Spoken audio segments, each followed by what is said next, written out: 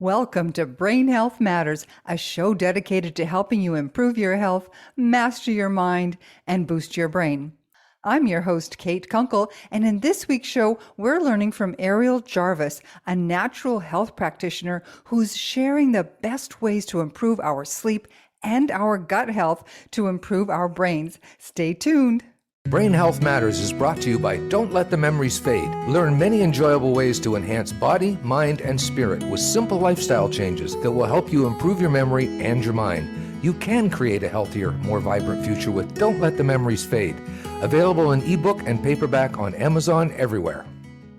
Ariel, thank you so much for joining me. I know you're a very busy young lady, so I'm excited that you've been able to take the time to talk with me. No worries. Thank you so much for having me here. So wonderful to meet you in person. This is wonderful. I mean, with all of the nonsense that happened in the world in the last couple of years, at least we were able to connect and make new friendships. Now, you're in British Columbia, and I understand that they had some pretty severe lockdowns there, and you just started your practice not too long before lockdowns happened.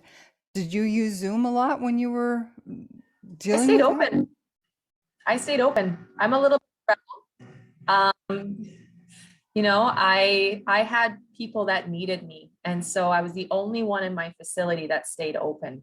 And I was seeing about 12 to 14 people a day. I was working 70 hours a week. I almost went through burnout, but I needed to be the lighthouse and I needed to be the light for people. And I was changing lives.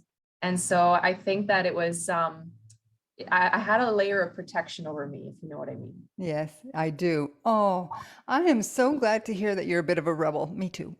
Okay, so we're going to talk about not all the things, some of the things that you do that can help people improve their brains. And the reason I got to know about Ariel, everybody, is because I saw her on a show from a friend of mine, James Gardner, there also in BC, and she was talking about sleep. And I know that so many people struggle, especially now, with sleep. So let's talk a little bit, Ariel, about why it's so important to have good sleep for our brains and everything else, and how you can help people achieve a better night's sleep. Mhm. So there's something called sleep hygiene. And we get busy, life gets busy. You have kids, you have activities, you have to-do lists. And what happens is we don't prioritize sleep hygiene. So what people don't realize is you go through 4 different cycles, phase 1 and 2 of the non-rapid eye movement, and then phase 3 and 4 of rapid eye movement. And you go through this cycle, it's a 90-minute cycle, and you go through it about 4 or 5 times if you're having a well-balanced sleep. And then what happens is all of a sudden your body is able to go into that cellular restorative state. And so what happens is in Ayurvedic medicine and Chinese medicine, there is actually education and awareness around when your body goes into a state of unconsciousness, which is our REM sleep, where now your body can use that potential energy that's stored in your cells and actually detox and repair and flush out the old, bring in the new from the nutrition you ate that day and from all the toxins you inhaled to flush it out of the system. We go through different phase checkpoints. We clean out your kidneys, your digestive system, your brain, and etc. And so if you don't get a good quality sleep, or you have poor sleep hygiene, which we can talk about after, then what happens is you actually are missing out on this very important phase, the restorative phase, where now you wake up and you might have slept 8 to 9 hours, but you still feel groggy and exhausted, and you feel like you're dragging your feet and you have no energy, no vitality, right? And so what happens is it just cascades into the next day, into the next day, and the next day. And that actually affects your gut-brain axis because it affects your cortisol levels. And then this dominoes into affecting your microbiome, creating cravings of sugar and carbohydrates to balance out your blood sugar because cortisol dysregulates your blood sugar. And now all of a sudden we start to notice that our eating habits are being directly impacted. One of the reasons, though, that you might have not such good sleep is because your gut is also not healthy. So it can go in both directions, right? 100%. It's a domino effect. What people don't realize is that there's 11 body systems. And when a body system is under duress or under stress, it creates a pattern. It creates inflammation and chaos within the cellular system. And then all the other cells don't know what to do and everything's thrown off. So in order for you to maintain a healthy ecosystem from head to toe, you need to follow the 4 pillars, making sure you're getting enough water, right? 1 liter for every 50 pounds you weigh, and it has to be structured water. So not straight from the tap. So then the second pillar is sleep. So that's what we're going to talk about today. The third one is food is medicine, and herbs. Herbs and supplements fall underneath the food category, right? And so they are not classified as a pharmaceutical. So you can combine foods and you can actually optimize the bioenergetics of that food and the performance on your cellular system. And the fourth one is exercise and stress management. So if you are taking care of the 4 pillars every single day and being mindful of that, all of a sudden the ecosystem is in homeostasis, and you will notice that your sleep will improve. So complicated. It's a real balancing act. Yikes. So you said, let's go back to that structured water thing, because I don't want to forget it. What do you mean by structured water? Great question. So the whole world used to be considered a blue zone. Okay. But through industrialization and pollution and the way we take living water, which has a negative charge, and we run it through the pipes, and then we flood it with chlorine to kill all the parasites and fungus and mold and all the other fun stuff that's in there. And then it comes through our tap. Chlorine is there to kill bacteria. You have more bacteria cells than human cells. And so what happens is it actually destroys the ecosystem of the gut. That's where most of your serotonin is produced, which is the precursor for melatonin. If you have an imbalanced gut, you don't make melatonin well. You won't sleep. Yeah, this whole thing about cleaning and getting rid of all the bugs, but we need certain bugs. And I keep saying that to people, you got to stop with the hand sanitizers and all this stuff, because you're destroying all of your microbiomes, not just the gut. Actually, let's talk a little bit about that, the different microbiomes. I've talked a lot about it on the gut here on Brain Health Matters, but maybe just fill in folks a little bit on the other places to consider the healthy bacteria that we need. There is over 11 microbiomes, and they're all different. Because you have 11 body systems, think of your body as like the world. You have different countries and cities and places, right? And they all have different ecosystems, temperatures, pHs, enzymes. There's so much going on a cellular level when you take care of your body. And so you'll actually have a whole whack of amazing live bacteria on your skin to protect you. You have bacteria on your eyes, your eyelids, your lashes, your eyebrows, your hair, right? So there's like a range of hygiene. If we don't have proper hygiene, then we can have too many bad pathogens, and there's a battle, and usually your body will show symptoms that it's under stress, okay? The other thing, though, is people now have taken that and they've created the opposite end of the spectrum, where now they're over sanitizing, they're bleaching, and there's so many airborne chemicals, and there's so many this, so many that, and they're doing the hand sanitizer and they're Listerine, and it just goes on and on and on. And that also sterilizes your ecosystem internally and externally. And now what happens is when you destroy the good bacteria and the bad bacteria, you're destroying both, but what happens is you don't kill it 100%. You kill it 99.9%. So that 0.01% is an actual type of bacteria where it builds up a resistance gene against the chemical that you're trying to kill it with. And they divide every 20 minutes. They pass through a process called conjugation, where they just have to touch another bacteria of the same with this ability. And now you have something called a superbug that is destroying you. Oh, so that's how the superbugs in hospitals came about, because they don't kill all the germs. You've got to, oh my goodness, that's why.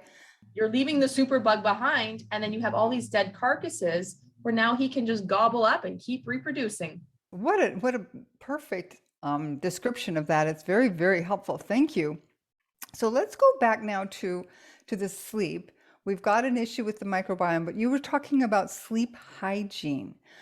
So we could have an issue with our sleep, but what do we do to fix that? Mhm. Number one, let's pretend that you have been suffering for a very long time. We need to restore your serotonin and your tryptophan. Okay. So we can totally go down a rabbit hole, but to keep things simple, we need to make sure that we are eating foods that are high in serotonin and tryptophan. Your cashews, your nuts, your seeds, your oats, your turkey, right? Things like that. We also need to be mindful of if you're on medications like antipsychotics, anti-anxieties, antidepressants, anything anti, and it's a pharmaceutical, is going to destroy your gut microbiome, or it's going to target your serotonin. It's going to affect your sleep over time. Taking melatonin, do not take melatonin. Your brain makes its own melatonin. If you take melatonin, your body gets lazy, it stops making it, you become dependent, your dosage has to go up, and this is a vicious cycle, okay? The other one is making sure that we know not in front of a blue screen, right? Because why? Because what that actually does is your brain, when it's in the pitch black, in the dark, it starts to secrete melatonin. But if you stimulate it with a blue light or a TV or a screen, or you don't have a dark room, then your body won't be able to make melatonin as effectively or efficiently. You could just be a sensitive person to light, and just by having one of those eye covers, it's a game changer. Also making sure that you're not eating too close before bed. I have a 2-hour rule, no food before bed. And if you're extra sensitive, no carbs or fruit before bed. Carbs and sugar spike your insulin. They store the body. They put glucose into the body, which is energy. That gets stored as glycogen. That will keep you up. So if you're the type of person you like to have a dessert after dinner, do it after lunch or breakfast. Don't do it after dinner. Don't eat too late, and be mindful about getting to bed before 11 p.m. Because 11 p.m., your hormonal system actually releases a hormone called the ghrelin hormone, which makes you feel hungry for sugar and carbs. The last thing is to take a look at your microbiome. If you have a lot of parasites, fungus, mold, these are nocturnal, and so they get activated at night. And that's why all of a sudden we have some people, I have a lot of patients where they'll come in and they snack at nighttime or in the middle of the night. They don't eat all day. And then all of a sudden they go to bed, and then they wake up in the like 2 or 3 in the morning, and they go straight for the fridge and they go straight for the cookies. And they're eating, all these sweets and carbs at like 3 or 4 in the morning. That's a sign you have parasites. So we need to work on your microbiome. Wow, I've never heard that before. That is really interesting. Let's go back to the light a little bit. I'm very light sensitive. I have to have a black room. Does that have a signal that there's something else going on, or is it just because I'm light sensitive? Because I really cannot handle any light in the room. It's usually because your cells, we have 5 senses, right? And so our central nervous system, you have your automatic nervous system and your non-automatic. So you have your parasympathetic and your sympathetic. So what happens is some people are just, their central nervous system is just more sensitive. So you might just be more of a sensitive person. That's totally okay, but you have found your proper sleep hygiene, which you need to have the dark. I need to have the dark too. I need to have one of those iPads, like those coverings, everything needs to be dark. And then all of a sudden I can fall into a deep sleep, right? Some people need a noise, right? So it just depends on, that white noise. It just depends on your senses. It depends on your day. It depends on your adrenaline, how much coffee you had, your cortisol, right? How much go. Do you allow yourself to rest and be present? Or do you just go as soon as you get up and go until you crash? Your body needs time to unwind and decompress. And taking something like CBD or THC, maybe it's not always the best choice, because that's still a Band-Aid. It might be a natural Band-Aid, but it's still a Band-Aid because your body should be able to do it on its own. Yeah, I agree 100%. There's so many bandages out there that people are using. I want to go back to water, because I noticed on the website it said about alkaline water. And I recommend that to my vibroacoustic therapy. When we do sound therapy, I always have them drink alkaline water after a session. Maybe you could explain to people the value of alkaline water. So when we speak alkaline water from a bioenergetics point of view, we have to be very careful with our language, because a technical alkaline water is when you take water and you add minerals that actually raise the pH, and that becomes an inorganic structure. So that's not what we're talking about. We're talking about structured water that raises your alkalinity because it donates electrons, hydrogen. It's actually has a negative voltage, which means that it's going to activate your mitochondria, and it's going to actually support any cell in your body that is oxidized or has free radical damage, because it donates the electrons. So I like to use the word electrically reduced water, or I like to use the verbiage structured water, just because alkaline water, some people, if you're not educated, you can just go buy alkaline water from a grocery store. And that's not what we're talking about. We're talking about live water that actually has the molecular structure stripped, where the positive is on one side, the negative is on the other side. Positive goes in the sink, negative goes in your body, and it actually binds to the stress in your body. That's what I'm talking about. Yeah, but if you just put baking soda or lemon juice in your water, that's called an inorganic compound. Change the structure of it. So it's not something I recommend, but totally up to you.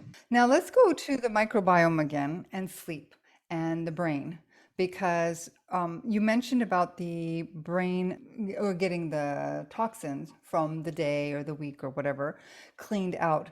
Does that include food that is toxic? Like you said about things in the air, but does that also include foodstuffs that could affect your brain through the microbiome?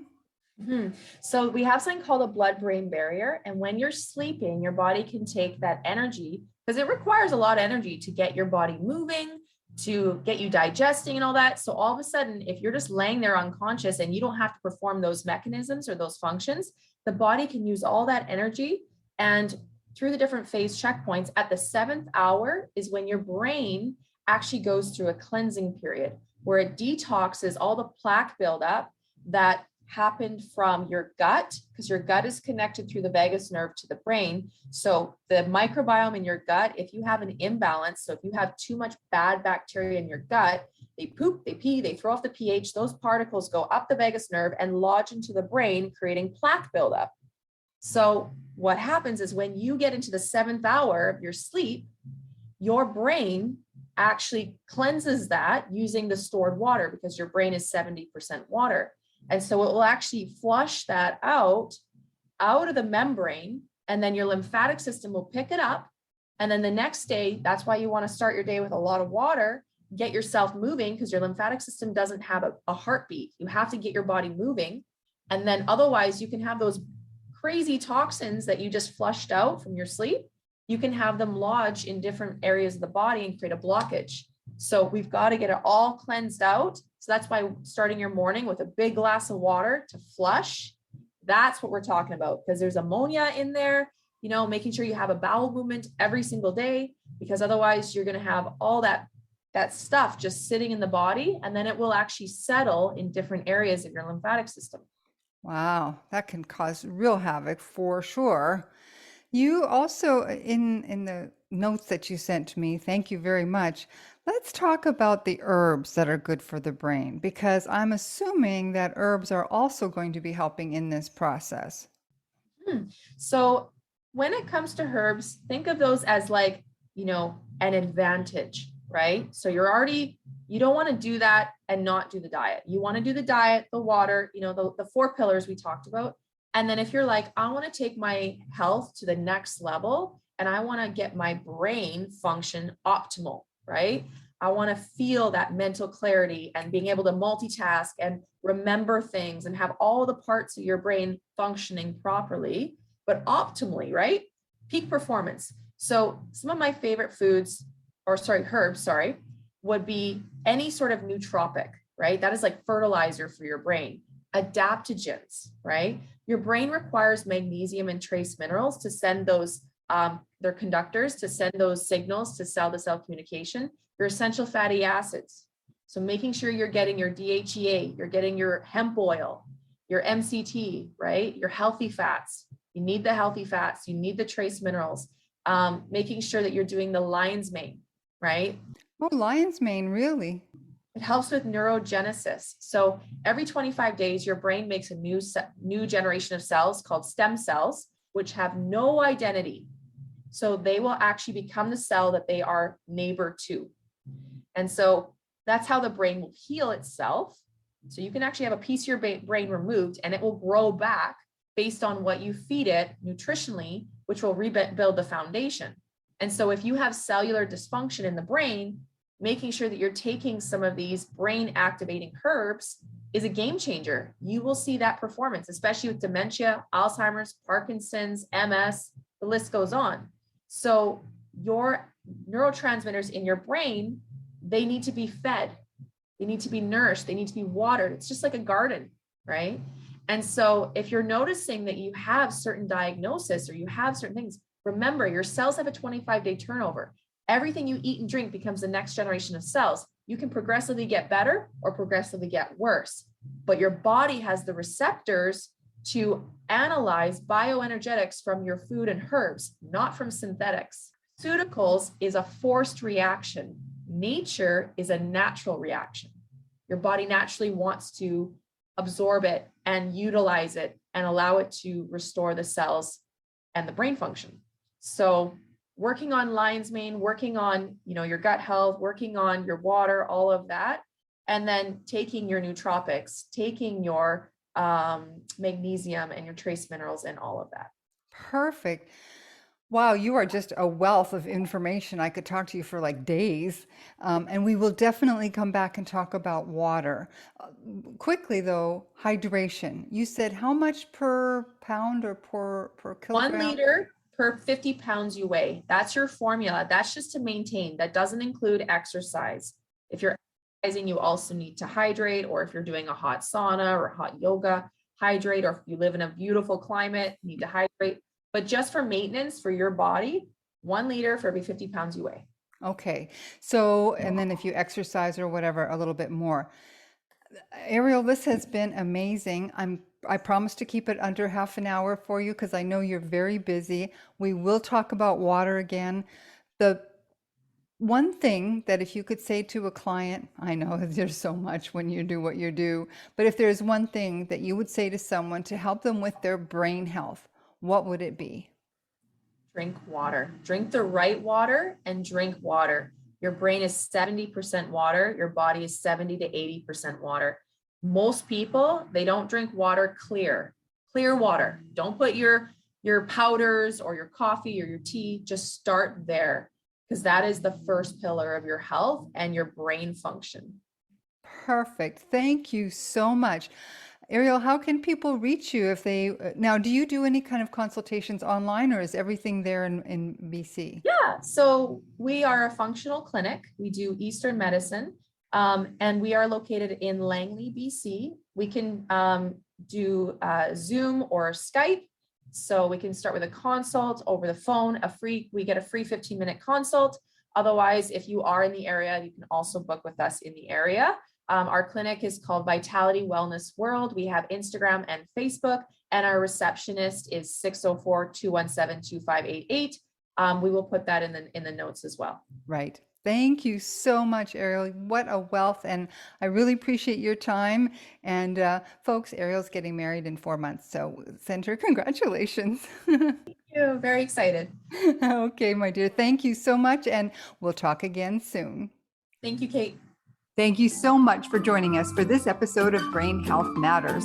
Be sure to subscribe with your favorite podcast service so that you can get all the latest episodes when they're released.